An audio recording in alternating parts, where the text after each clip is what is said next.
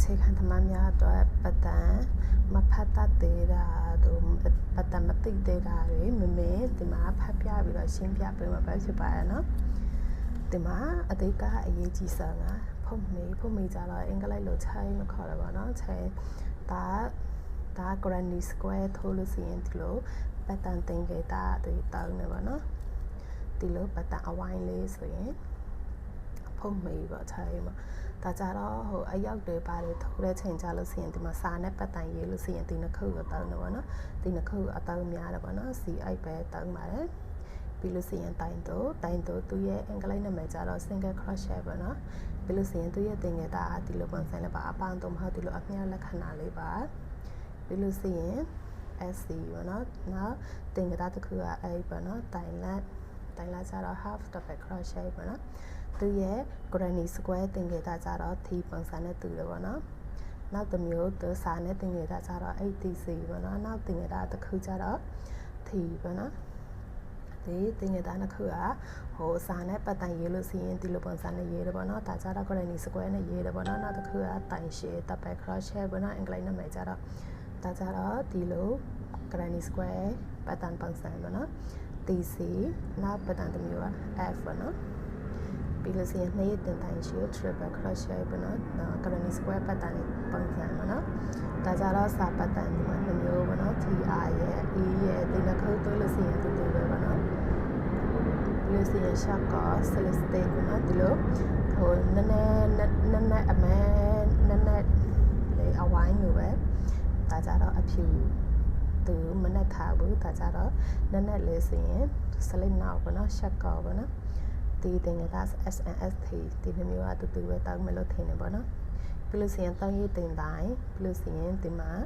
တောင်းရေးရှိတယ်ပေါ့နော် DTR ပေါ့သူရတင်ကလေးရေးတင်တိုင်းပြီးဒီနေရာမှာကျတော့ granny square ပုံစံကျတော့လေးရေးရှိတယ်ပေါ့နော် TTR ပေါ့နော်ပြီးလို့စီရင် queen shin magic rain ပေါ့နော်ဒီလိုအဝိုင်းလေးနဲ့ရှိတယ်ဆိုရင် magic rain ပေါ့နော်နောက်တစ်ခု MC လို့လဲတောင်းနေပါတော့နောက်တစ်ခု MR လို့လည်းတောင်းတော့ပြီးစီရင်အရေးကြီးဆုံးပဲတိုင်ပွားပါနော်တိုင်ပေါ့ဒီမှာအရောက်ပတ်တန်ထိုးလို့စီရင်ဒီမှာဒီတိုင်ပွားအနေနဲ့လည်းအများဆုံးတောင်းတာတို့ရတယ်ပေါ့နော်သူရဲ့ granny square ပတ်တန်ကြတော့ဒီလိုပုံစံလေးပါဒါကြတော့ INC increase single crochet increase ပေါ့နော် INC အနေနဲ့လည်းတောင်းတယ်ပြီးစီရင် V အနေနဲ့လည်းတောင်းတယ်ပြီးလို့စီရင်တိုင်ပွားITC ကြတော့ half double crochet ကိုပဲမင်းအတူကောင်းနေရေးထားတယ်ပေါ့နော်ပြီးလို့စီ increase ပြီးဒီပုံစံ ITC increase TV အနေနဲ့တောင်းတယ်ပေါ့နော်ပြီးလို့စီရင်တိုင်ရှည်တိုင်ပွားလဲဒီပုံစံပဲ TC increase TC ကြတော့ double crochet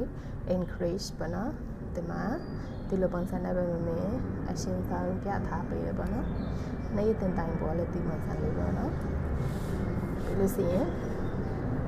တိုင်တို့ရှေ့ချမ်းက from look only နော်သူရတင်ခဲ့တာဒီပုံစံပေါ့ FNO နဲ့ရေးတယ်ပေါ့နော်ဒါကြတော့အရောက်ထိုးတဲ့ပတ်တန်ကြလို့စီရင်ဒီလိုပုံစံနဲ့ရေးတယ်ပေါ့ FNO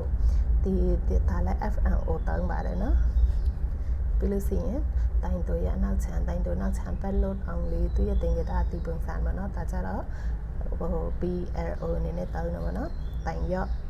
single crochet decrease တိုင်ကို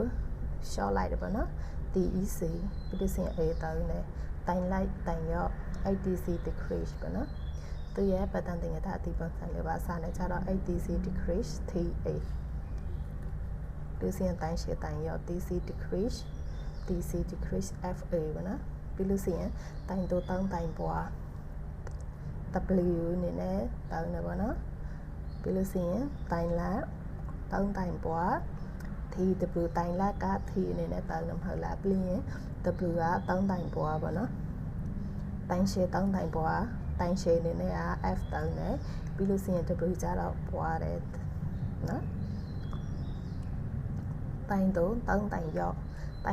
တိုင်ရော့သူရဲ့တင်ခဲ့တာကြတော့ဒီပုံစံကြတော့ granny square အနေနဲ့တောင်းတဲ့တင်ခဲ့တာပေါ့နော်ဒီမှာကြတော့ M ကြတော့အရောက်တပါလို့ထိုးဒီစာနဲ့ပတ်တန်ရေးလို့စီရင်တောင်းတဲ့တင်ခဲ့တာပေါ့နော် တိုင်လာ3တိုင်ရောဆိုရင် TM တိုင်လာက T ပေါ့နော် M ကျတော့တိုင်ရောပေါ့ပြီးလို့စင်တိုင်ရှည်3တိုင်ရောဆိုရင် FM တိုင်လာက F တိုင်ရောက M ပြီးလို့စင်တပေါက်ကျော် skipping state skip နေနဲ့တောင်းတယ်လို့ခရနေနဲ့လည်းတောင်းပါတယ်နော်ဒါပဲနော်အားလုံးပဲbye bye နောက်သိချင်တာရှိလို့ရှိရင်မမေရဲ့ comment အောက်မှာရေးပေးလို့ရပါတယ်နော်မမေအားတဲ့ချိန်ကြလို့ရှိရင်ဖြည့်ပေးမယ်နော်